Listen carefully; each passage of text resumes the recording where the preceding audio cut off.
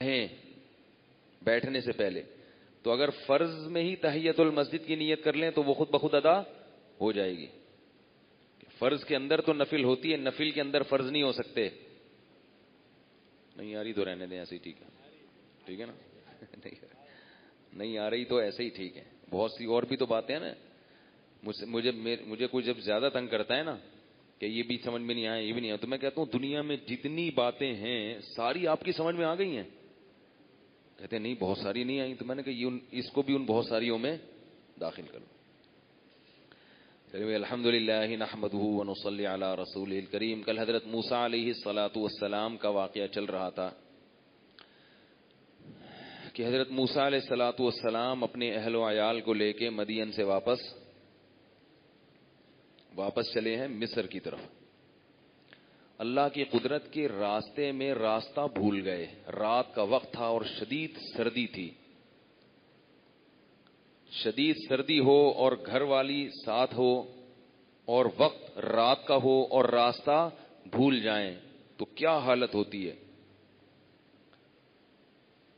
تو ایسے میں مسافر لوگ جو ہے نا آبادی تلاش کرتے ہیں کہ کہیں سے بھی کوئی آبادی کا سراغ نظر آئے تو وہاں جا کے ہم پوچھیں. فلما قضى موسى الاجل وسار باهله آنس من جانب طور نارا.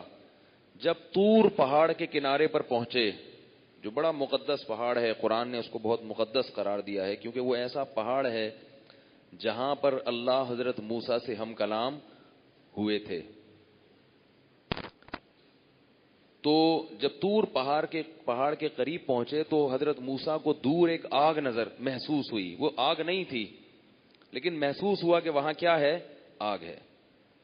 قال لأہلہم کثوا. اپنے گھر والوں سے کہا یہیں ٹھہرو.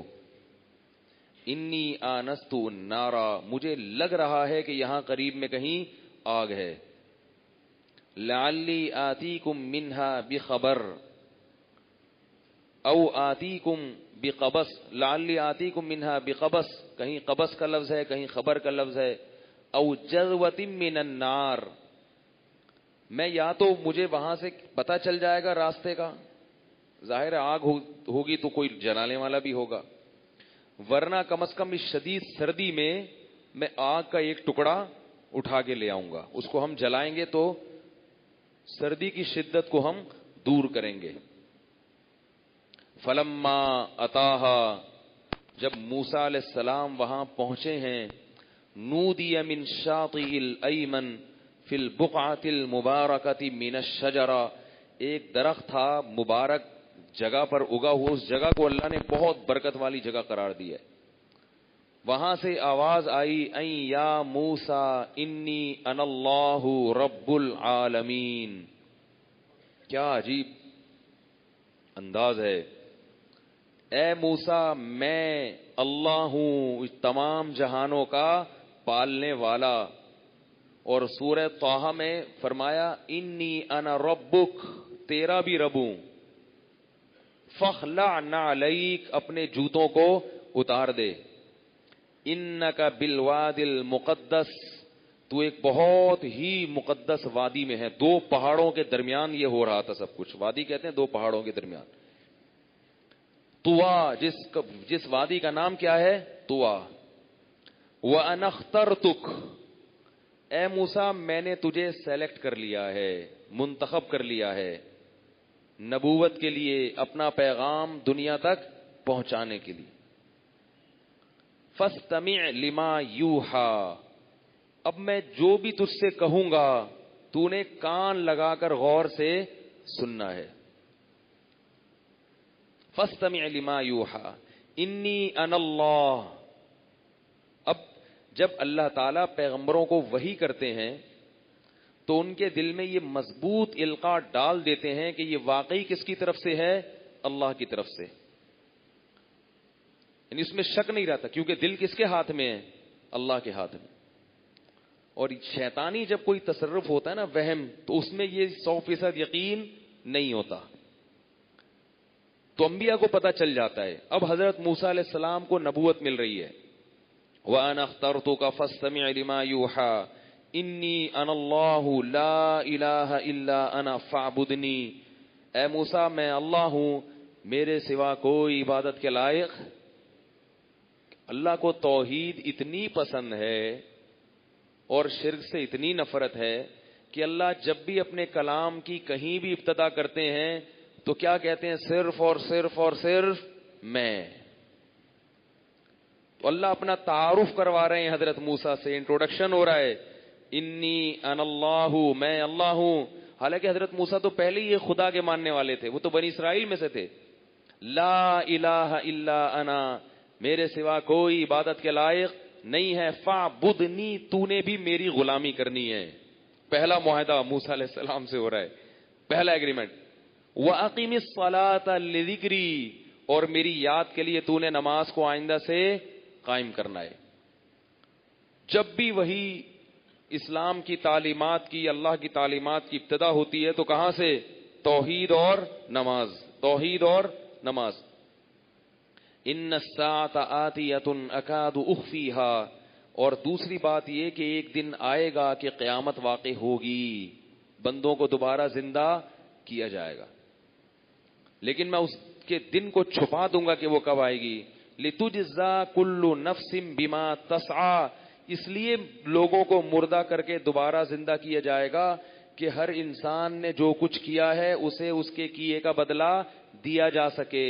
جو لوگ قیامت کا انکار کرتے ہیں وہ اس بات کے قائل ہیں کہ انسان یہاں جو کچھ کر رہا ہے اسے اس کا بدلہ نہیں ملے گا، وہ لوگ انسان کو درندہ بنا رہے ہیں۔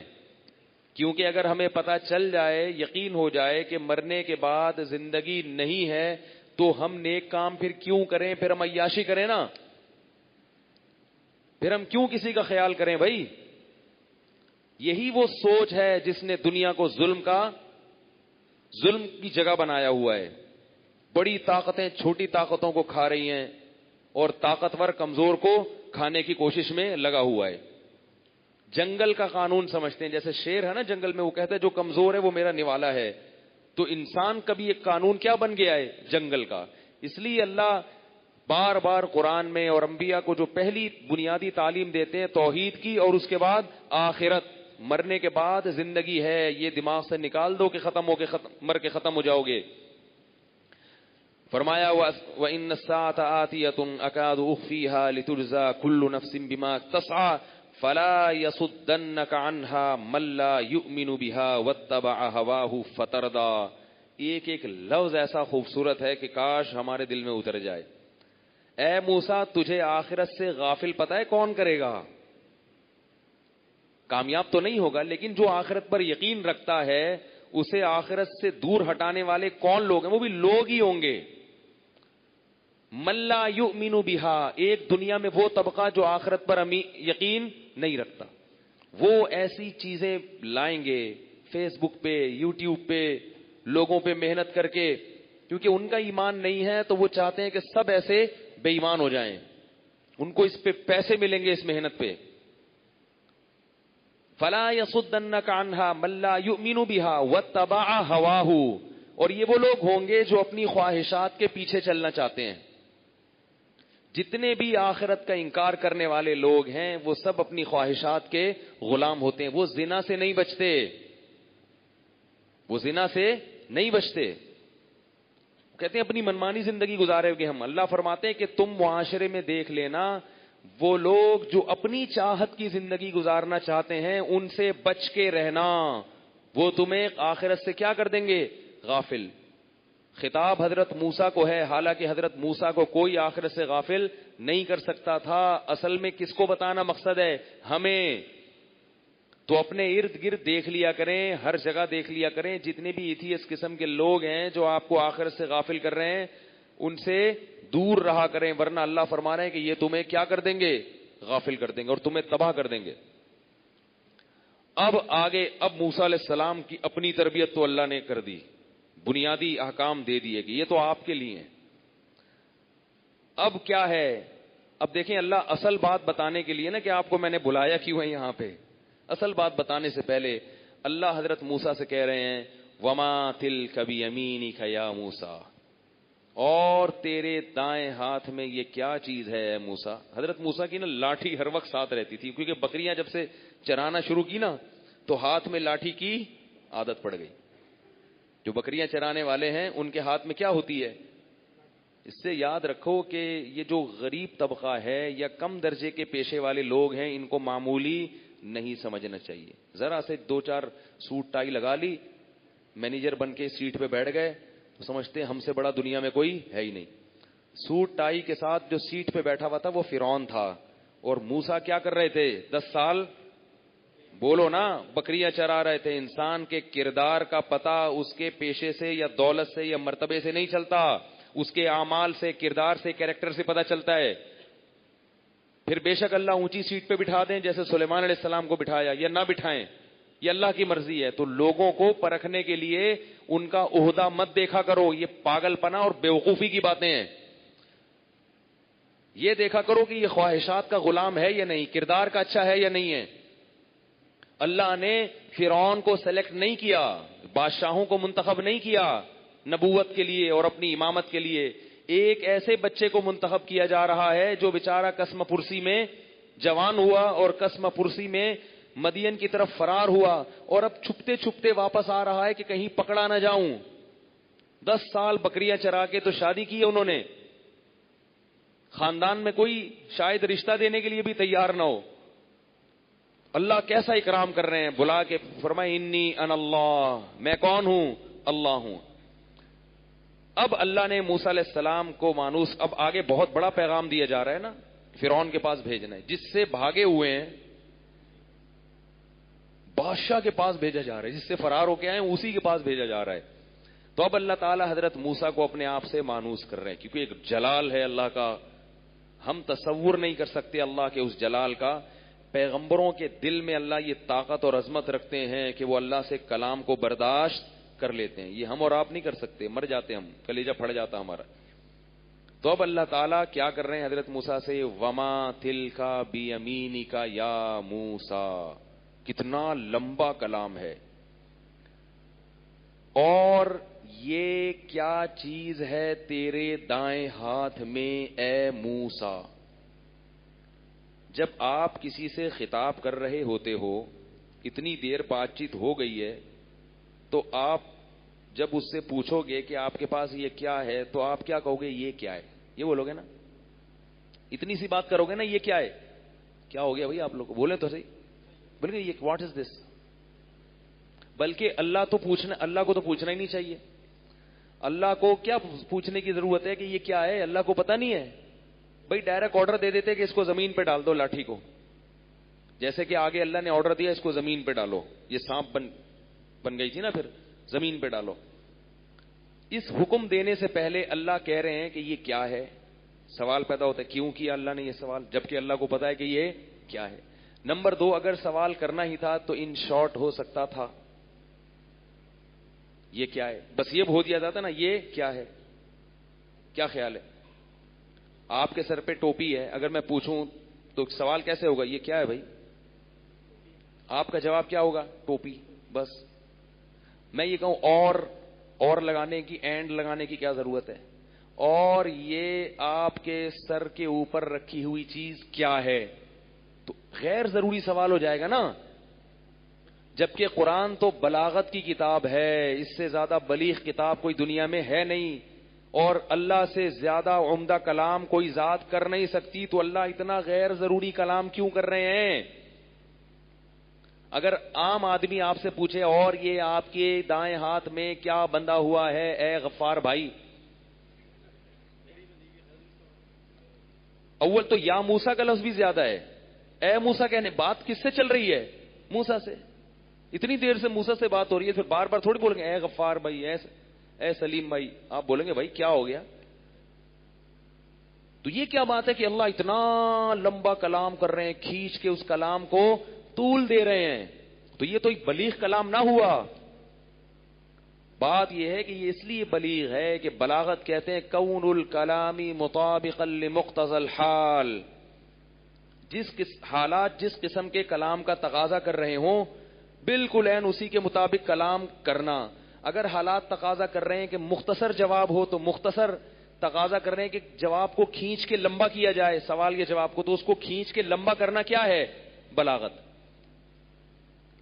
اب آپ سے کوئی مسئلہ پوچھ رہا ہے، جیسے مجھ سے لوگ مسئلہ پوچھتے ہیں، یہ حلال ہے، وہ اتنا لمبا کر کے بھیجا، تو آخر میں لکھا ہوتا کیا یہ جائز ہے؟ میں انگلش کا جی لکھ کے بھیج دیتا ہوں، جی۔ جی کا مطلب کیا ہے؟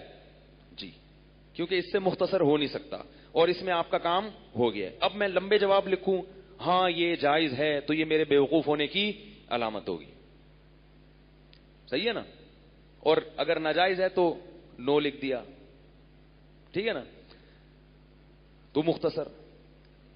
لیکن اگر کس والدہ کا فون آئے، والدہ مجھ سے بات کر رہی ہوں اور میں بولوں مختصر جی، بس 1 گھنٹہ انہوں نے بات کی اور جواب میں کیا کہوں؟ جی، وہ کہیں گے نا کہ ایسا بدتمیز ہے، تو یہ منہ سے جواب بھی نہیں نکلتا تمیز سے پورا۔ تو جہاں ادب ہو یا محبت ہو وہاں کلام کو طول دیا جاتا ہے، چھوٹی سی بات کو کھینچ کے لمبا کیا جاتا ہے، کیونکہ مقصد پوچھنا تھا ہی نہیں کہ یہ کیا ہے، مقصد تو حضرت موسیٰ کو اپنے آپ سے مانوس کرنا تھا، ذرا گپ شپ ہو جائے، بات چیت ہو جائے، موسیٰ پہ روب کم ہو جائے، ذرا روب میں جو آئے ہوئے نا اس وقت جلال کی کیفیت ہے، اللہ کے جلال سے جو مروب ہیں، یہ جلال کی یہ روب تھوڑا کم ہو جائے اور محبت کا اظہار ہو جائے، اس لیے اللہ نے اتنا لمبا کلام کیا۔ وَمَا تِلْكَ، اور یہ جب کہہ دیا تو لاٹھی کہنے، دائیں ہاتھ کہنے کی کیا ضرورت ہے؟ یہ کا تو مطلب اشارہ ہے نا، وَمَا تِلْكَ، اور یہ اشارہ بھی کر دیا، بِيَمِينِكَ، آپ کے سیدھے ہاتھ میں کیا ہے؟ یا موسیٰ، اے موسیٰ۔ حضرت موسیٰ کی محبت کو جوش آ گیا۔ جب میں آپ سے سوال پوچھوں کہ یہ آپ کے دائیں ہاتھ میں کیا چیز ہے اے آصف بھائی، تو آپ جواب میں کہیں گے گھڑی۔ اگر گھڑی ہوگی تو کیا کہیں گے؟ گھڑی۔ اول تو بولیں گے کیوں پوچھ رہے بھائی، پوچھیں گے کہ بولے کیوں، نظر نہیں آ رہا، تو آپ جواب میں کیا کہیں گے؟ گھڑی۔ یہ اس وقت کہیں گے جب آپ کو محبت نہیں ہوگی اور آپ جان چھڑا کے بھاگنا چاہ رہے ہوں، جیسے میں جی لکھ کے پتلی گلی سے نکل جاتا ہوں۔ لیکن محبت ہوگی تو آپ کہو گے جیسے سوال کو اس نے کھینچ کے لمبا کیا ہے، جواب کو بھی بات چیت کا اللہ سے موقع مل رہا ہے، محبوب سے کلام ہو رہا ہے۔ حضرت موسیٰ کی محبت کو جوش آیا، قال ہی عصایا، یہ میری لاٹھی ہے۔ اللہ نے یہ نہیں پوچھا تھا کہ کس کی ہے، اللہ تو پوچھ رہے تھے ہے کیا، یہ تو بتا دو۔ یہ بھی بتا رہے ہیں کہ لاٹھی ہے اور میری، پھر عربی میں جملہ اسمیہ اور لمبا ہو جاتا ہے، ہی عصایا، صرف عصایا نہیں کہا، عصا کہہ دیتے کافی تھا، عصا کہہ دیتے، بلکہ یوں کر کے یوں لاٹھی دکھا دیتے نا، یہ بھی کافی تھا۔ لوگ کہتے ہیں نا کوئی کسی سے پوچھ رہا ہو یہ کیا ہے، بولے وہ اندھا ہے نظر نہیں آ رہا، لوگ کہتے ہیں نا جواب میں اندھا ہے دیکھ۔ جب خواتین افطاری پکا رہی ہوتی ہیں نا، بیچاری تھک چکی ہوتی ہیں سحری افطاری میں، ان کی بڑی مجاہدہ ہوتا ہے رمضان میں خواتین کا، 3 بجے سے اٹھ کے کچن میں گھسی ہوئی ہوتی ہیں، تو وہ غصے میں ہوتی ہیں افطاری کے وقت نا، بچے پیچھے پڑے ہوئے ہوتے ہیں، امی کیا پکا رہی ہو، کہہ رہی اندھے ہو نظر نہیں آ رہا، یہ پکوڑے پک رہے ہیں، اندھے ہو نظر نہیں آ رہا، تو یوں اٹھا کے پکوڑا دکھاتی ہیں، یہ پک رہا ہے، یہ خوش ہو جاتا، بس دیکھ لیا، تسلی ہو گئی، تو ایسے کرتی ہیں۔ تو حضرت موسیٰ نے کیا جواب میں فرمایا؟ قال ہی عصایا، یہ میری لاٹھی ہے، اتوکأ علیہا، اس پہ میں ٹیک لگاتا ہوں۔ اللہ یہ تھوڑی پوچھ رہے ہیں کیا کیا کر رہے ہو بھائی، اللہ یہ تھوڑی پوچھ رہے ہیں، اتوکأ علیہا، اس پہ ٹیک بھی لگاتا ہوں، واہش بہا علی غنمی، اس لاٹھی کے ذریعے بکریوں کو پتے بھی جھاڑ کے کھلاتا ہوں۔ اب حضرت موسیٰ کو خیال آیا کچھ زیادہ لمبا ہو گیا کلام، ٹھیک ہے نا، سامنے والے کا بھی خیال کرو نا، محبت اپنی جگہ، مگر اللہ کہے گا میں نے تو ایک سوال پوچھا تھا اے موسیٰ، تو نے تو پوری گردان شروع کر دی، اس لیے اللہ سے کہہ رہے ہیں ہی عصایا، یہ میری لاٹھی ہے، اتوکأ علیہا، اس پہ میں ٹیک بھی لگاتا ہوں، واہش بہا علی غنمی، اپنی بکریوں کو پتے بھی جھاڑ کے کھلاتا ہوں، ولی فیہا مآرب اخری، اور میرے لیے اس میں اور بھی بہت سارے کام ہیں، تو اجازت دے تو اور بھی بتا دوں، ٹھکائیاں بھی لگاتا ہوں اس سے میں، حضرت موسیٰ مارتے بھی تھے لاٹھی سے، بہت کچھ کرتا ہوں میں۔ پھر اللہ نے فرمایا القیہا یا موسیٰ، پھر وہی یا موسیٰ یا موسیٰ بار بار، اے موسیٰ اس لاٹھی کو زمین پر ڈال دے، فَأَلْقَاهَا، اللہ فرماتے ہیں موسیٰ نے لاٹھی کو زمین پر ڈالا ہے، فَإِذَا هِيَ حَيَّةٌ تَسْعَىٰ، پھرتیلا سانپ بن کے دوڑنا شروع کر دیا۔ قرآن دوسری جگہ آتا ہے قرآن میں کہ حضرت موسیٰ علیہ السلام خوف سے بھاگے ہیں، وَلَمْ يُعَقِّبْ، اور پیچھے مڑ کے نہیں دیکھا، ایسے بھاگے ہیں۔ اس سے کیا پتہ چلتا ہے کہ جنگلی جانوروں سے یا خوف زدہ چیزوں سے ڈرنا یہ تقوی کے منافی نہیں ہے۔ بعض لوگ کہتے ہیں ہم اتنے بہادر ہیں، ہمیں تو ڈر نہیں لگتا۔ کیوں نہیں ڈر لگتا بھائی؟ اگر شیر آ جائے تو کیوں ڈر نہیں لگتا؟ کیوں نہیں ڈر لگتا بھائی؟ کہہ رہے میں تو شیر سے نہیں ڈرتا، میں تو چیتے سے ڈرتا ہی نہیں ہوں۔ یہ پاگل ہے، نیک نہیں ہو سکتا یہ، یا یہ جس کو شیر کہہ رہا ہے وہ پلاسٹک کا شیر ہوگا، جس کو یہ شیر کہہ رہا ہے وہ کیا ہوگا؟ پلاسٹک کا شیر ہوگا۔ جیسے ایک آدمی نے کہا کسی کو چھوڑ رہا تھا نا لمبی لمبی، کہہ رہا ہے میں نے آج شیر سے مقابلہ کیا، پہلے میں نے شیر کی کان مروڑ کے نکال دیا، پھر میں نے شیر کی ناک کاٹ دی، آنکھیں نکال دی، پھر میں نے اس کی ٹانگ کاٹ دی۔ اس نے کہا یار یہ کیا کر رہا ہے بھائی، تو گردن نہیں توڑی اس کی؟ کہہ رہا ہے یار اس سے پہلے مجھے کھلونے کی دکان والے نے باہر نکال دیا تھا، گردن توڑنے سے پہلے کھلونے کی دکان والے نے مجھے باہر نکال۔ تو ڈر یہ خوف ایک طبیعی چیز ہے، طبیعی چیز ہے، اس میں تقوی کی بات نہیں ہے کہ وہ بزرگ ہیں تو ان کو تو بم سے ڈرنا ہی نہیں چاہیے۔ ابھی کچھ دن پہلے میں یہاں بیٹھا ہوا تھا، منزل سنا رہا تھا، ایک نامعلوم آدمی آیا میرے پاس تھیلا رکھ کے چلا گیا۔ میرے پاس کیا رکھ کے چلا گیا؟ تھیلا۔ کہہ رہا میں واش روم جا رہا ہوں، ہمارا واش روم بھی بڑا دور ہے مسجد کا۔ کہہ رہے تھے مولوی صاحب ذرا حفاظت کرنا۔ میں نے اس سے پوچھا بم تو نہیں ہے؟ تو کہہ رہا نہیں بم نہیں ہے، چلا گیا وہ۔ پھر مجھے خیال آیا کہ بھائی جتنے بھی دہشت گرد لوگ کاروائیاں کرتے ہیں ایسے ہی تو کرتے ہیں نا، تھیلا رکھ کے چلے جاؤ، ہمیں ان کے پیچھے کون جائے گا کہ واش روم جا رہا ہے یا کہاں جا رہا ہے، واش روم بھی دور ہے۔ تو میں نے کسی ساتھی سے کہا، میں نے کہا یہ تھیلا نا، اب میں سوچ رہا تھا کس کے پیسے کھائے ہوئے ہیں میں نے، ٹھیک ہے، اگر کوئی بندہ ایسا یاد آتا ہے جس کے پیسے کھائے ہوئے ہیں تو اس کے پاس یہ تھیلا امانت رکھو۔ یہ بڑا اچھا موقع ہوتا ہے کہ کوئی نامعلوم آدمی آپ کے پاس تھیلا رکھ کے چلا جائے تو آپ اپنے سسرال بھجوا دو وہ، ٹھیک ہے نا، یا کہیں بھی ایسی جگہ بھجوا دو جو آپ چاہتے ہو کہ اس پر آ جائے۔ خیر مجھے کوئی ملا نہیں، اللہ کا شکر ہے، کسی سے پیسے نہیں کھائے ہوئے میں نے لے کے۔ تو میں نے کہا یار پھر اس کو کہیں رکھ دو، کوئی بندہ ایسا نظر نہیں آ رہا ایسا کوئی مناسب جس کے قریب یہ تھیلا رکھا جائے۔ تو خیر ہم نے دور رکھوا دیا وہ، لیکن وہ اللہ کا شکر ہے کچھ بھی نہیں تھا، مگر احتیاط کیا ہے؟ ضروری ہے۔ اس میں تقوی ہو کہ نہیں مجھ میں اللہ پہ توکل ہے، پھٹے گا تو کیا ہوا، جب اللہ مارنا چاہے گا تو مر جائیں گے، جب زندہ رکھنا چاہے گا تو زندہ رہ جائیں گے۔ یہ بے احتیاطیاں شریعت میں جائز نہیں ہے۔ اللہ نے فرمایا خذو حذرکم، اے ایمان والو احتیاطی تدبیر کو لازم پکڑو۔ ویسے ہمارا کوئی دشمن نہیں ہے الحمدللہ، لیکن کیا بھروسہ ہے، تو صرف میرے لیے کوئی بھی ایسے آج کل کہیں بھی ہماری بات نہیں ہے، کوئی بھی نامعلوم آدمی آپ کے قریب تھیلا رکھ کے جاتا ہے آپ وہاں سے نکل لو، ٹھیک ہے، کیونکہ کراچی ہے، پاکستان ہے، حالات کا کوئی بھروسہ نہیں ہے۔ تو حضرت موسیٰ نے جب لاٹھی کو پھینکا ہے تو وہ کیا بن گئی؟ سانپ۔ اب دیکھو اللہ نے سانپ بنایا اس کو، لیکن طبعی چیز پھر بھی ہوتی ہے، پتا ہے کہ بھائی اللہ نے مجھے کاٹنے کے لیے تھوڑی بنایا، لیکن پھر بھی کیا ہوتا ہے انسان کو ڈر لگتا ہے۔ بعض دفعہ انسان کو پتا ہوتا ہے کہ میں مرنے کے بعد جنت میں جاؤں گا، مگر موت کا ڈر پھر بھی لگتا ہے۔ تو موت ایک طبعی چیز ہے، اس سے انسان کو ڈر لگتا ہے۔ تو اب کیا ہوا؟ حضرت موسیٰ دوڑے ہیں، ولم یعقب، پیچھے مڑ کے نہیں دیکھا۔ قال لا تخف، قلنا لا تخف، قال لا تخف، اے موسیٰ ڈر نہیں، سنعیدها سیرتها الاولى، اس سانپ کو جا کے پکڑ لے، ہم اسے واپس اپنی پرانی حالت میں لوٹا دیں گے۔ اس سے یہ بھی پتا چلا کہ معجزہ نبی کے اختیار میں نہیں ہوتا۔ لاٹھی کو سانپ بنانا یا چاند کو دو ٹکڑے کر دینا، اس کا نبی کو کوئی اختیار نہیں ہے، یہ کام کون کرتا ہے؟ اللہ۔ اگر نبی اپنی طاقت اور قدرت سے کر رہے ہوتے تو سانپ سے ڈر کے نہ بھاگتے، وہ تو کہتے پکڑوں گا دوبارہ لاٹھی بنا دوں گا میں اس کو۔ اب جب موسیٰ علیہ السلام نے یہ منظر دیکھا، لاٹھی بن گئی، پھر فرمایا وَضْمُمْ يَدَكَ إِلَى جَنَاحِكَ، اپنے پہلو میں اپنے ہاتھ کو ڈال، تخرج بیضاء من غیر سوء، نکالا تو سورج کی طرح ہاتھ چمک رہا تھا۔ دیکھو اس سے ہی بھی پتہ چلتا ہے کہ اللہ حضرت موسیٰ کو فرعون کے پاس بھیج دیتے اور کہتے کہ جب وہ معجزہ مانگے تو لاٹھی زمین پہ ڈال دینا، سانپ بن کے دوڑے گی. اتنا کہنا کافی نہیں ہے، بلکہ کیا اللہ نے باقاعدہ وہ پروسیس کروا کے دکھا. اس سے پتہ چلتا ہے کہ جب آپ کسی کو کوئی ٹریننگ دے رہے ہوں تو بتانا کافی نہیں ہے، اسے اس پروسیس سے گزارنا ضروری ہے.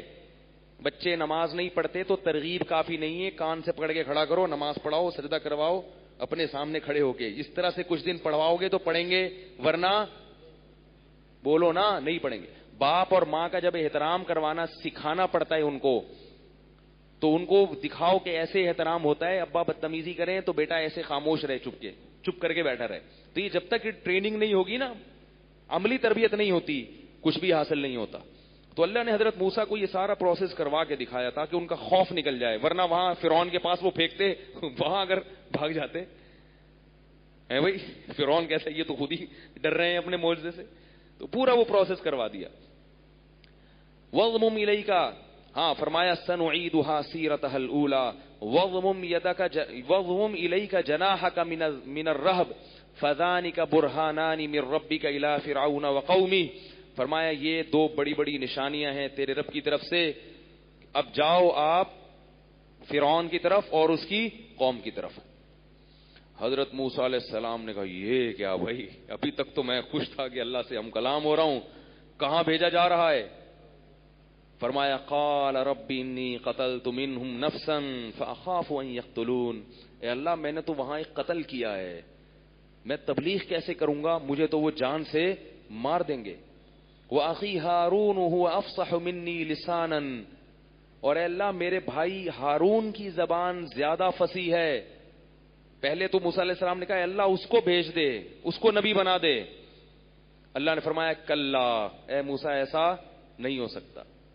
پھر حضرت موسیٰ نے دعا مانگی کہ تو اس کو اگر نہیں بھیج سکتا تو کیا ہے فَأَرْسِلْهُ مَعِيَ رِدْءً، اسے میرا مددگار بنا دے. اکیلا آدمی، میں اکیلا فرعون کے پاس تنہا جاؤں، نہ میرے ساتھ کسی کو میرا معاون بنا دے. اس سے پتہ چلتا ہے کہ جو کام مشکل ہو اس میں کسی کو اپنے ساتھ شریک کر لیا کرو. مشکل کام اکیلے نہیں ہوتے، کسی کو ساتھ، جملہ نہیں مکمل کرتے، ساتھ ملا کے کرو تو فائدہ ہوتا ہے.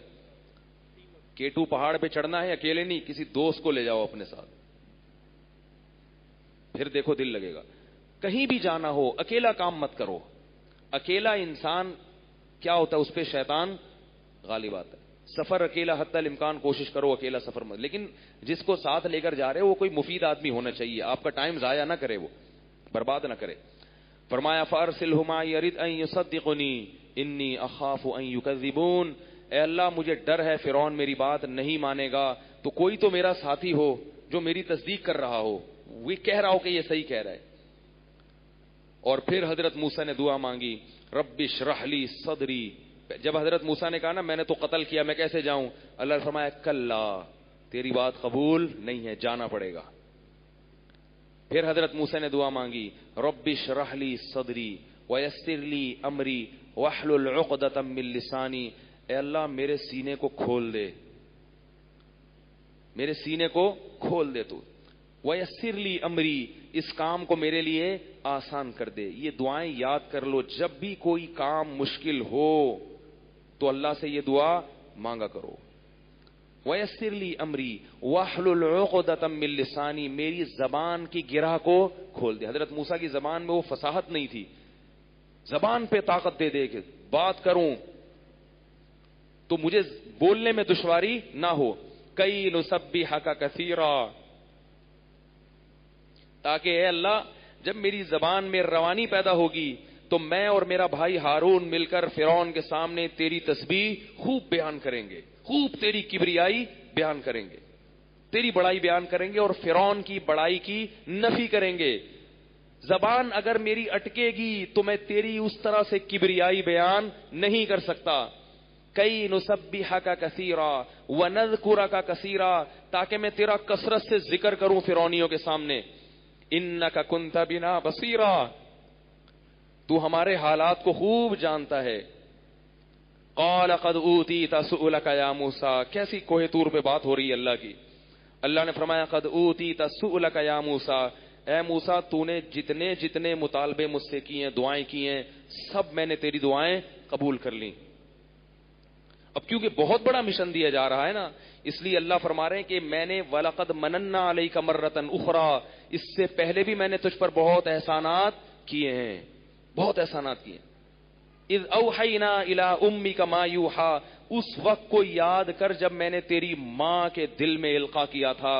فرعونی تجھے قتل کرنے کے لیے آ رہے تھے اور میں نے تیری ماں کے دل میں یہ وحی کر دی کہ اس بچے کو صندوق میں ڈال کر موجوں کے حوالے کر دے. اذ اوحینا الی امک ما یوحی ان اقذفیہ فی التابوت، اسے تابوت میں ڈال دے. فاقذفیہ فی الیم، اور اسے موجوں کے حوالے کر دے. فلیلقہ الیم بالساحل، فرمائے موجیں اس کو اٹھا کے کنارے پر ڈال دیں گی. یأخذہ عدو لی وعدو اللہ، اسے اللہ کا دشمن اور اے موسیٰ تیرا دشمن اسے تابوت کو لے لے گا. یأخذہ عدو لی وعدو اللہ والقیت علیک محبۃ منی، تجھے میرے دشمن نے اٹھایا مگر میں نے تیری محبت سب کے دلوں میں ڈال دی اور تجھے قتل ہونے سے بچا لیا. القیت علیک محبۃ منی ولتصنع علی عینی، اور اے موسیٰ یہ سب اس لیے کیا تاکہ تو میری نگاہوں میں پرورش پاتا رہے، میں دیکھتا رہوں تجھے. ولتصنع علی عینی ثم جئت علی قدری یا موسیٰ ولتصنع علی عینی اذ تمشی اختک فتقول، اس وقت کو یاد کر جب تیری بہن تابوت کے ساتھ ساتھ چل رہی تھی. ایک ایک پہلو اللہ کے جو ہم پر انعامات ہوتے ہیں نا، ہم بھول جاتے ہیں، مگر اللہ وہ تمام چیزوں کو نوٹ کر رہے ہیں، ایک ایک چیز. اور یہ قیامت میں بتایا جائے گا اللہ کی طرف سے کہ ہم نے تم پر یہ احسان کیا، ہم نے تم پر یہ احسان کیا. اذ تمشی اختک فتقول هل ادلکم علی من یکفلو، اس وقت کو یاد کر جب تیری بہن تابوت کے ساتھ ساتھ جا رہی ہے اور فرعونیوں کو کہہ رہی ہے میں تمہیں ایسی عورت کا پتہ نہ بتاؤں جو اس بچے کو دودھ پلائے گی. فرجعناک الی امک، اے موسیٰ ہم نے تجھے تیری ماں کی گود میں پہنچایا. کئی تقر عینھا، تاکہ تیری ماں کی آنکھیں ٹھنڈی ہو جائیں. اصل میں یہ احسان تجھ پر ہو رہا تھا، تیری وجہ سے تیری ماں پر بھی احسانات ہم کر رہے تھے. وقتلت نفسا، اے موسیٰ تجھ سے قتل بھی ہو گیا تھا. فنجیناک من الغم، اس مصیبت سے بھی ہم نے تجھے بچا لیا. فلبثت سنین فی مدین فی اہل مدین، کئی سال تو نے گزارے ہیں دوسرے ملک میں، دوسرے شہر میں، اور وہاں سے ثم جئت علی قدری یا موسیٰ، ان تمام مراحل سے گزر کے آج تو اس مقام پر پہنچا ہوا ہے اے موسیٰ. واصطنعتک لنفسی، اور آج میں نے تجھے اپنے آپ کے لیے منتخب کر لیا. اب تو میرا کام کرے گا، میرے علاوہ، میرے کام کے علاوہ کوئی کام. اس سے پتہ چلتا ہے اللہ کسی کو دین کی خدمت کے لیے منتخب کر لیں، اس سے بڑا عہدہ اس کائنات میں کوئی ہے نہیں. کمانے کے لیے بھی لوگ بہت ہیں، کھانے کے لیے اس سے زیادہ ہیں، مانگنے والے اس سے بھی زیادہ ہیں. جو دین کے لیے وقف کر دیں اپنے آپ کو کہ صرف اور صرف اوڑھنا بچھونا کیا ہوگا، دین کی خدمت، یہ بہت بڑا عہدہ ہے اللہ کی طرف سے.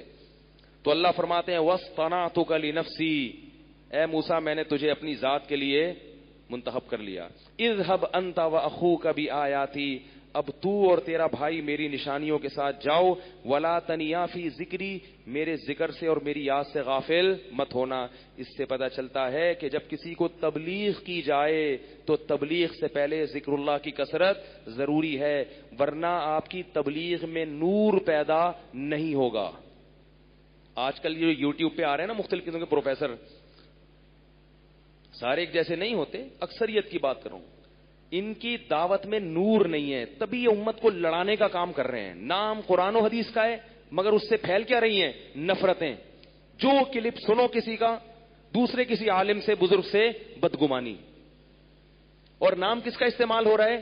قرآن و سنت کا. اگر یہ لوگ عبادت کی کثرت کریں، ذکر اللہ کی کثرت کریں، اللہ کا خوف، اللہ کی محبت پیدا کریں، تو ان کے منہ سے پھر پھول جھڑنا شروع ہو جائیں گے، محبت پیدا ہونا شروع ہو جائے گی، پھر قواریت اور اختلاف اور آگ لگانے والی باتیں ختم ہو جائیں گی.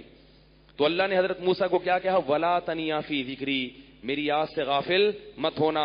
اذهب انت واخوك بآیاتی ولا تنیا فی ذکری اذهبا الى فرعون انه طغى فقولا له قولا لینا لعله يتذکر او یخشى.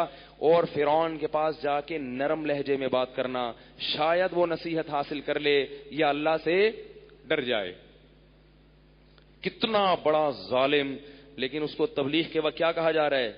نرم نرم. مقصد کسی کو رسوا کرنا, ذلیل کرنا نہیں ہے. مقصد کیا ہے؟ وہ توبہ کر کے سیدھے راستے پر آ جائے. قال ربنا اننا نخاف ان يفرط علينا او ان يطغى. اے اللہ, حضرت موسیٰ کیا دعا مانگ رہے ہیں؟ اے اللہ, ہم دونوں جب جائیں گے ہمیں یہ خوف ہے کہ وہ ہم پہ بہت ظلم کرے گا, بہت سرکشی کرے گا. قال لا تخافا, اللہ فرماتے ہیں ڈرو نہیں. اننی معکما, ہر وقت تمہارے ساتھ ہوں. اسمع و ارا, تمہاری باتیں سنتا بھی رہوں گا اور تمہیں دیکھتا بھی رہوں گا. فاتیاہ, جا کے اس کو کیا کہنا ہے؟ انا رسول ربک, اے فرعون ہم تیرے پیدا کرنے والے کے رسول ہیں. انا رسول ربک فارسل معنا بنی اسرائیل ولا تعذبہم. بنی اسرائیل کو ہمارے ساتھ بھیج دے, انہیں جس عذاب میں تو نے مبتلا کیا ہوا ہے اس عذاب سے انہیں ان کی جان چھوڑ دے. قد جئناک, ہم آئے ہیں تیرے پاس رب کی نشانیوں کے لے کر. والسلام علی من اتبع الہدی, جو بھی سیدھے راستے کی اتباع کرے گا رب نے اعلان کیا ہے کہ اس پر رب کی طرف سے سلامتی ہوگی. اب جب یہ موسیٰ علیہ السلام پہنچے ہیں فرعون کے پاس ہارون علیہ السلام کو لے کر, تو فرعون تو قتل کے در پہ تھا, لیکن ان کی یہ بات سن کے وہ موضوع کیا ہو گیا؟ چینج ہو گیا. وہ ہکا بکا ہو گیا کہ یہ کیسی بات کر رہے ہیں بھائی. تو فرعون نے سوال کیا فمر ربکما یا موسیٰ, اے موسیٰ تم دونوں کا رب کون ہے؟ حضرت موسیٰ نے کیا کیا؟ ربنا الذی اعطى كل شيء خلقه ثم هدى. وہ رب ہے جس نے دنیا کی ہر چیز کو بنایا اور اسے اس کی فطرت کے راستے پر چلا دیا. ظاہر ہے یہ کام تو نے نہیں کیا. فرعون تو اپنے آپ کو رب کہتا تھا نا. یہ بڑی جامع آیت ہے.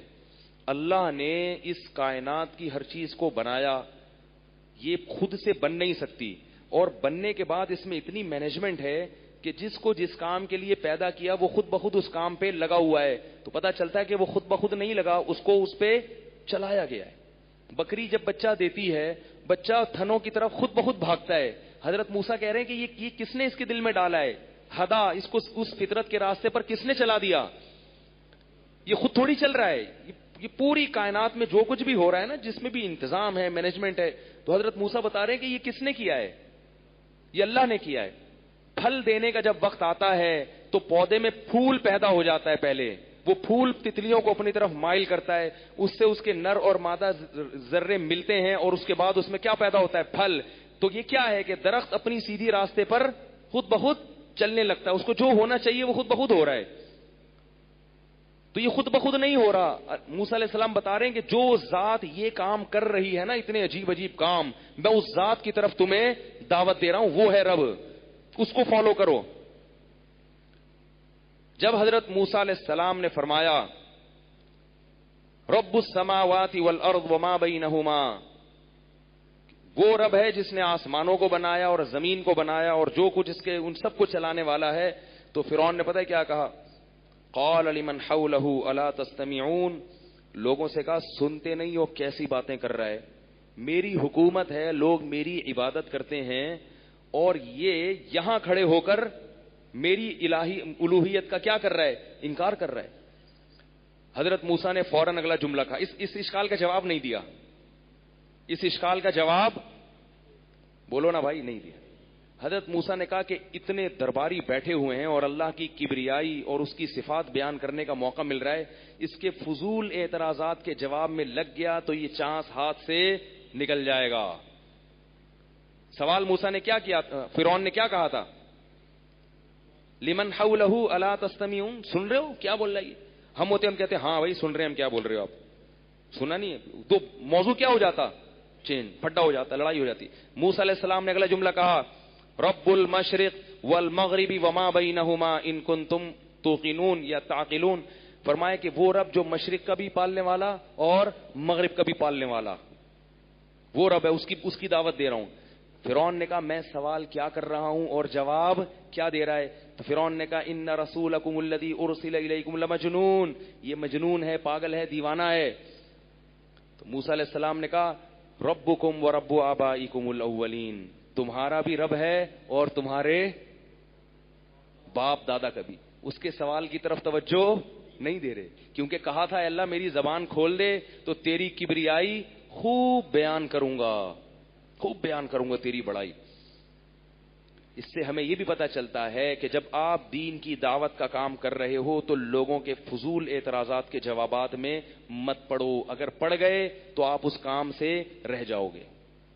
الٹے اشکالات میں کبھی بیان کرتا ہوں نا تو فیس بک پہ بہت الٹی چیزیں ڈالی ہوئی, کیوں ہیں پھر دیتے رہو. تو ایک دفعہ دینا شروع کیا, دیتے تھک جاؤ, ان کے جواب وہ مطمئن ہی نہیں ہوتے. کہتے چھوڑو بھائی اس کو اپنے حال پہ چھوڑ دو. تو حضرت موسیٰ علیہ السلام کیسے ترتیب سے اللہ کی کبریائی بیان کر رہے ہیں. تمہارا رب ہے, آسمانوں کا رب ہے, مشرق کا رب ہے, مغرب کا رب ہے. اب جب اتنی باتیں ہو گئیں, فرعون نے کہا یہ تو چپ ہی نہیں ہو رہے اور اس سے میری ساری ویلیو کیا ہو رہی ہے, خراب. کیونکہ پبلک کہہ رہی بات تو صحیح کر رہے ہیں. چاہے وہ فرعون کو مانتے تھے مگر جب سن رہے ہیں تو ذہن میں آ رہا ہے نا کہ بات تو صحیح ہے بھائی. یہ جو جانور پیدا ہو رہے ہیں ان کو اتنی چیزیں سکھائی جا رہی ہیں, سوکھا چارہ جانور کو کھلاتے ہیں, اس سے گائے کے تھنوں میں سفید دودھ پیدا ہوتا ہے, چکنا گاڑا, شہد کی مکھی پھلوں کا رس چوستی ہے اور اس سے اتنا بہترین شہد بنا کے کھلاتی ہے. تو یہ سارے کام فرعون تھوڑی کر رہا ہے اور یہ خود بھی نہیں ہو سکتے یہ سارے کام. تو یہ جو ذات کر رہی ہے یقیناً وہ ذات اس قابل ہے کہ اس کی غلامی کی جائے. تو حضرت موسیٰ نے اللہ کی بڑائی بیان کی.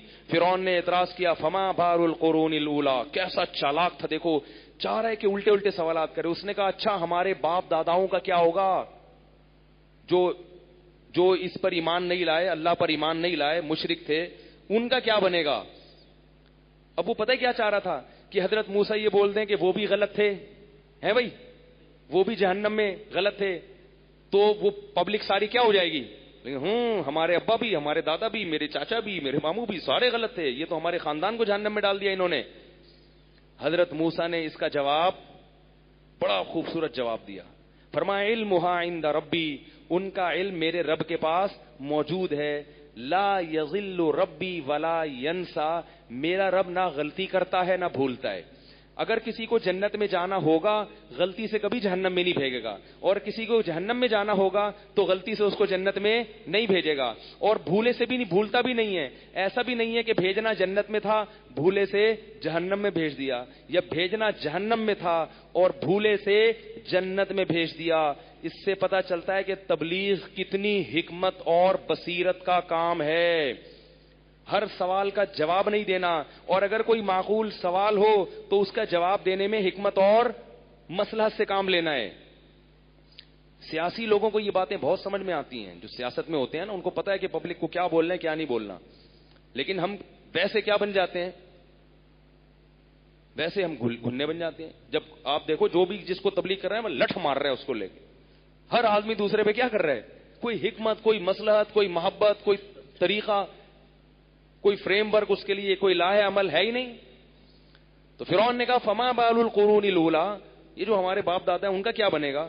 موسیٰ علیہ السلام نے فرمایا علمھا عند ربی فی کتاب, میرے رب کے پاس ان کا علم ہے. لا یضل ربی ولا ینسا, وہ نہ بھولتا ہے اور نہ غلطی کرتا ہے. الذی جعل لکم الارض مہدا, اس اللہ کی بات کر رہا ہوں جس نے زمین کو تمہارے لیے بچھونا بنایا. پھر اللہ کی کبریائی شروع کر دی سوال کے جواب. وانزل من السماء ماء, اور اسی نے آسمان سے پانی برسایا. فاخرجنا به ازواجا من نبات شتى, اور یہ طرح طرح کے جو پھل پیدا کیے مٹی اور گارے اور گوبر کے ملاپ سے, طرح طرح کے پھل پیدا کیے, آم, خربوزے, تربوز, انار, انگور, کھجور. کلو ورعوا انعامکم, اور اس نے کہہ دیا کہ کھاؤ خود بھی اور اپنے جانوروں کو بھی کھلاؤ. ان فی ذلک لآیات لأولی النہی, بے شک عقل مندوں کے لیے اس میں بہت بڑی بڑی نشانی ہے. فرعون کہہ رہے میں سوال کیا پوچھتا ہوں, جواب پھر اللہ کی پوری ایک کبریائی شروع ہو جاتی.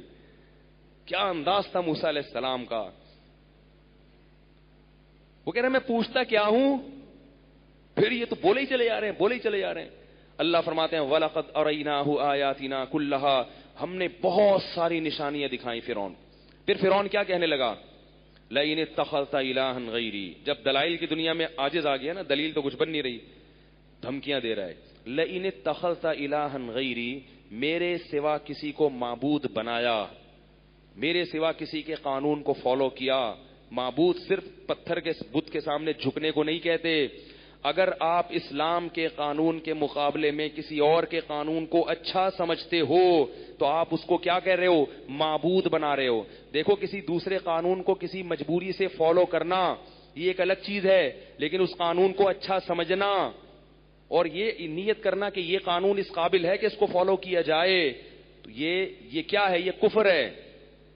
شریعت نے ایک چیز آپ کو بتائی، مثال کے طور پر شریعت نے بتایا کہ بیٹی کا آدھا حصہ ہے، بیٹے کا دگنا. اب آپ کہہ رہے ہو نہیں میں یو کے میں رہتا ہوں، میں امریکہ میں رہتا ہوں، میں امریکہ کے قانون کو فالو کر کے بیٹی کو بھی اتنا ہی دوں گا جتنا بیٹے کو. تو اگر یہ کسی مجبوری سے کر رہے ہیں کہ بھئی اگر میں نے اس کے خلاف کیا تو میری ٹھکائی ہو جائے گی، جیل میں بند ہو جاؤں گا، تو وہ تو ایک الگ چیز ہے. لیکن اگر بغیر کسی مجبوری کے کر رہے ہیں اس لیے کہ بھئی آپ سمجھتے ہیں کہ یو کے کا قانون زیادہ اچھا ہے بنسبت اسلام کے، تو کافر ہو جاؤ گے، کیونکہ آپ نے خدا کس کو بنایا؟ یو کے کو بنا لیا. اگر آپ کے امریکہ میں رہتے ہو، میں اس لیے کہہ رہا ہوں کہ وہاں رہنے والوں میں یہ مسائل زیادہ ہیں. شریعت کا قانون ہے کہ زبان سے طلاق نکالی تو طلاق ہو گئی. اب ایک صاحب کا امریکہ سے فون آیا کہ میری وائف کہہ رہی ہے کہ جب تک گورنمنٹ اس طلاق کو کنسیڈر نہیں کرے گی میں اس طلاق کو طلاق نہیں مانوں گی. میں نے کہا آپ اس کو بتا دیں کہ شریعت اسلام کیا کہتا ہے کہ زبان سے دے دی تو نکاح ختم. تو جواب میں کہتی نہیں بھائی یہ مولویوں کی باتیں میں نہیں مانتی، میں جس ملک میں رہتی ہوں اس قانون کو فالو کروں گی. یہاں کوئی مجبوری نہیں ہے، اس کو مجبوری نہیں ہے. اب یہ ایسی خاتون کیا ہو جائے گی؟ اسلام سے خارج. تو فرعون یہ سمجھتا تھا کہ میں نے اگر موسیٰ کے خدا کو خدا مان لیا تو میرا آئین اسی دن سے ختم، میرا جو قانون ہے نا اسی دن سے کیا ہو جائے گا؟ معطل. جیسے جب فوج مارشل لا لگا دیتی ہے تو آئین کیا ہو جاتا ہے؟ معطل. وہ سمجھتا تھا مان لیا نا تو میں کیا ہو جاؤں گا، پھر مجھے بھی ان سے پوچھ کے چلنا پڑے گا. حضرت موسیٰ اس سے بادشاہت نہیں لے رہے تھے، ٹھیک ہے تو بادشاہ بنا رہے، ٹھیک ہے نا، آئین کیا ہو جائے گا؟ معطل. وہ آئین کو معطل کرنا تبھی سب کچھ لوگ کر لیتے ہیں، قانون میں تبدیلی نہیں چاہتے، کہتے ہیں قانون اسلام کے مطابق نہ ہو. اور اللہ کہتے ہیں سب کچھ ہو سکتا ہے، قانون کس کے مطابق ہونا چاہیے؟ اسلام کے مطابق. تو اس لیے یہ بڑا حساس معاملہ ہے. تو موسیٰ علیہ السلام نے اللہ کی کبریائی بیان کی، پوری لمبی تقریر کی موسیٰ علیہ السلام نے. تو فرعون پھر دھمکی پر آیا، لئن اتخذت الہا غیری، میرے سوا کسی کو معبود بنایا، الہ بنایا، لئن اتخذت الہا غیری لاجعلنک من المسجونین، جیل کی کوٹری میں ڈال دوں گا. قال اولو جئتک بشیء مبین. حضرت موسیٰ وہ لمبی تقریریں کر کے تو اللہ کی کبریائی بیان کر کے فارغ ہو چکے تھے، اب معجزہ دکھانے کا وقت آیا. اے فرعون اگر میں معجزہ دکھاؤں اور یہ بتا دوں کہ میں واقعی اللہ کا نبی ہوں، میرے ساتھ اللہ کی مدد ہے، تو کیا میری بات کو مان لے گا؟ فرعون نے کہا فاتی بہ ان کنت من الصادقین، سچ بول رہے تو لا دکھا کیا دکھاتا ہے. فالقى عصاه فاذا هي ثعبان مبین، لاٹھی زمین پہ ڈالی اور بہت بڑا اژدہا بن گئی، اور اپنا ہاتھ نکالا تو سورج کی طرح چمک رہا. قال لمن حوله، اپنے درباریوں سے کہنے لگا ان هذا لساحر علیم، سیکھا ہوا جادوگر ہے. کیا ہے؟ بڑا سمجھدار جادوگر ہے اور علیم ہے، خوب اس شعبے کو جانتا ہے. فلنأتینک بسحر مثلہ، یہ تو کوئی مسئلہ ہی نہیں ہے، میں اس سے زیادہ طاقتور تیرے سامنے جادو لے کر آؤں گا اور وہ جادو کے زور سے تجھے رسوا کر دوں گا. اور تو خود بتا ہے موسیٰ. اور پھر یہ بھی کہنے لگا کہ یہ دونوں جادو کے زور سے ہمیں ہمارے شہر سے نکالنا چاہتے ہیں، ایسے ایسے جادو دکھا رہے ہیں. حضرت موسیٰ نے کہا ٹھیک ہے. فرعون نے کیا کہا کہ بھئی تو دن بتا دے. فجعل بیننا و بینک موعدا، اے موسیٰ تو خود بتا کس دن تیرا جادوگروں سے مقابلہ کرواؤں. ٹھیک ہے نا، جادوگروں سے مقابلہ کرواؤں کس دن. اگر موسیٰ علیہ السلام باطل پر ہوتے تو کیا کہتے؟ کہیں چپکے سے ہو جائے، ٹھیک ہے نا. موسیٰ علیہ السلام نے فرمایا موعدکم یوم الزینہ، جو تمہاری عید کا دن ہے جس میں سب اکٹھے ہوتے ہیں کھلے میدان میں, وہی دن مناسب رہے گا. اللہ فرماتے ہیں فتولی فرعون نے مجلس کو برخاست کیا, وجمع کیدہ, اور پوری حکومتی ذرائع استعمال کرنا شروع کر دیے. بھائی پورے مصر میں جہاں جہاں کوئی جادوگر ہے, عامل بنگالی بابا سنگ دل محبوب آپ کے قدموں میں, اور جناب وہ جادو وہ جو سر چڑھ کے دولے, بنگلہ دیش بھی فون کیا ہو بلاؤ بنگال کا جادو, وہ فلانا کا جادو, جتنے بھی انتر منتر کلی کلنتر والے ہیں نا, سارے تاریخ چوتھائی کو فون کیا ہو, تو بھی آ جا یار, تو ہر پورے مہینے جو ہے نا رسالے لکھ لکھ کے لوگوں کو الو بنا رہا ہے, آ جا یار یہاں اپنے جو ہے نا فن کے جوہر دکھا. اور کیا دیوبندی, کیا بریلوی, کیا اہل حدیث, جو بھی اس زمانے میں ہوں گے, ٹھیک ہے نا, یہ ہر دور میں ہی ہوتے ہیں اس قسم کی چیزیں. ہمارے فرمایا کرتے تھے یہ جو دیوبندی بریلوی اہل حدیث ہے نا, یہ فرقوں کے نام نہیں ہے, یہ انسان کی مختلف کیفیات ہیں. مختلف لوگوں میں مختلف کیفیات ہیں. جو فرقہ حضرت فرماتے تھے بچہ شروع میں بریلوی ہوتا ہے جب پیدائشی ہوتا ہے نا, نہیں سوری فرماتے تھے بچہ جب پیدا ہوتا ہے تو غیر مقلد ہوتا ہے, وہ اہل حدیث ہوتا ہے, غیر مقلد. وہ کہتے کسی کی نہیں مانوں, جو مجھے سمجھ میں آئے گا وہ کروں گا. تو یہ کیفیت ہے. تبھی ماں باپ اس کو سمجھا رہے ہیں, دلیل سمجھنے کی صلاحیت نہیں ہے, مگر کیا کہتا ہے میں اپنی چلاؤں گا, ضد کرتا ہے, ضد اڑی نہیں میں نے, بھائی اسے آپ ابا دادا کی تقلید کرو گے, تقلید شرک ہے. بچہ کیا کہتا ہے, بھائی یہ سمجھدار ہیں, شرک جب ہوتی جب یہ بھی تمہارے جیسے ہوتے ہیں, یہ تم سے افضل ہیں, تو اس لیے ہم کہہ رہے ہیں نہیں. تو پھر جب تھوڑا سا بڑا ہوتا ہے تو شعور آ جاتا ہے, تو کیا بن جاتا ہے, دیوبندی بن جاتا ہے کہ یار تھوڑا سا لگام دو اپنے آپ کو, تھوڑا سا لگام دو اپنے آپ کو, اتنا بھی آزاد ہونا صحیح نہیں ہے, تھوڑا سا کسی کو فالو کرو. فرماتے جب تھوڑی عمر زیادہ ہوتی ہے کہتا ہے سب چلتا ہے یار, تھوڑا اور براڈ مائنڈ, آہستہ آہستہ براڈ مائنڈڈ ہو رہا ہے نا, ذہن کشادہ ہوتا ہے, تو آخر اس اسٹیپ میں آگے کہتا ہے یار سب ٹھیک ہے, یا رسول اللہ بھی ٹھیک ہے, ناچنا گانا بھی ٹھیک ہے, سب چلتا ہے. تو فرماتے تھے ایک مزاح کرتے تھے, اس کو کہیں سیریس نہ لیں. لوگ میری ہر بات کا کلپ بنا کے نا, ہر بات کا کلپ بنا کے ایسے ڈال دیتے ہیں جیسے کوئی قرآن و حدیث ہو, تو ایک مزاح کی بات ہے. تو اس دور کے بھی ہوں گے, اس زمانے میں جو بھی دیوبندی بریلوی اہل حدیث عالم عامل جادو ٹونے, اللہ فرماتے ہیں فتولی برکنہ, پوری جماعت کے ساتھ فرعون نے منہ موڑا اور کہا کہ فجمع کیدہ, اور پوری حکومتی تدبیر اختیار کی, منادی کرا دی شہر کے اندر, بھائی جو بھی جادوگر ہے, کیونکہ لوگ ابھی تک بہت انسپائر ہو چکے تھے کس سے, موسیٰ علیہ السلام کی تقریر سے. تو اللہ فرماتے ہیں ثم اتا, اور پورا لاہور لشکر لے کر جادوگروں کا موسیٰ اور ہارون کے مقابلے میں لا کے اس نے میدان میں کھڑا کر دیا. تو وقت کافی زیادہ ہو گیا ہے, پھر انشاءاللہ پھر یہ واقعہ کل بتائیں گے. اللہ تعالی ہم سب کو اس واقعے میں جو عبرت کی باتیں ملتی ہیں ان سے سبق حاصل کرنے کی توفیق عطا فرمائے. وتر کی نماز کے بعد جو نفل 2 رکعت پڑھی جاتی ہے, کیا تہجد کیا بیٹھ کر پڑھیں یا کھڑے؟ وتر کے بعد جو 2 نوافل ہیں نا, جو صحیح تحقیقی بات ہے, یہ نوافل وتر سے پہلے پڑھ لینے چاہیے. حدیث میں آتا ہے اجعلوا آخر صلاتکم وترا, وتر کو اپنی آخری نماز بناؤ. تو 2 نفل اگر آپ نے وتر کے بعد پڑھنے ہی ہیں تو وہ کب پڑھ لیں, پہلے پڑھ لیں. باقی ناجائز نہیں ہے, اگر کوئی وتر کے بعد بھی نماز پڑھنا چاہے تو شریعت میں کوئی پابندی نہیں ہے. تو رمضان میں ہم وتر تراویح کے فوراً بعد پڑھ لیتے ہیں, اس لیے کہ یہ صحابہ کرام نے ایسا ہی کیا ہے, اور اس کی لاجک یہ تھی کہ وتر ہے زیادہ ضروری, واجب ہے, اور تراویح کی اہمیت وتر سے کم ہے. تو جب تراویح کو اتنا پروٹوکول دیا جا رہا ہے کہ جماعت سے پڑھ رہے ہیں اور وتر کو جماعت سے نہ پڑھنا, تو اس کا مطلب کیا ہے, وتر کی اہمیت آپ نے تراویح سے کم کر دی. تو اس لیے رمضان میں وتر جماعت سے پڑھے جاتے ہیں. باقی پھر اس کے بعد آپ رات کو تہجد الگ سے پڑھ سکتے ہیں, کیونکہ آپ نے اس مجبوری سے وتر پہلے پڑھے. لیکن عام حالات میں جن لوگوں کو تہجد کی عادت ہے تو وہ کیا کریں گے, وتر کو مؤخر کریں اور تہجد کی نماز کے بعد بالکل آخر میں پڑھیں. لیکن یہ اس کے لیے ہے جس کو یقین ہو اٹھنے کا. جس کو اٹھنے کا یقین نہیں ہے وہ وتر پڑھ کے سو جائے, اور پھر اگر آنکھ کھلے تو تہجد پڑھ لے, نہیں تو نہیں. تو یہ اس طرح سے کرنا, بیٹھ کے نہیں, یہ کھڑے ہو کے ہی پڑھنی چاہیے 2 نفل. کیونکہ نبی صلی اللہ علیہ وسلم نے اگر بیٹھ کے نماز پڑھی ہے تو وہ تھکاوٹ میں آپ نے پڑھی ہے, کیونکہ آپ بہت لمبی لمبی تہجد پڑھتے تھے, تھک جاتے تھے. تو اگر کوئی تھکاوٹ میں پڑھ رہا ہے تو بیٹھ کے بھی پڑھ سکتا ہے. بیٹھ کے تراویح بھی پڑھی جا سکتی ہے, ثواب آدھا ہو جائے گا. کیا خیال ہے؟ اب ایسا نہ ہو کہ کل سے سب لیٹے ہوئے ہوں یہاں پہ, کہ یار بیٹھ کے آدھا ہوگا تو لیٹ کے پونا ہوگا. کیا خیال ہے؟ تو پراپر طریقے سے پڑھ لیں تو زیادہ اچھی بات ہے. ہاں بیان چلیں ٹھیک. سبحانک اللہم و بحمدک نشہد ان لا الہ الا انت نستغفرک ونتوب الیک. کل 5 منٹ بعد بیان شروع ہوگا کیونکہ نماز 5 منٹ آگے بڑھ گئی ہے.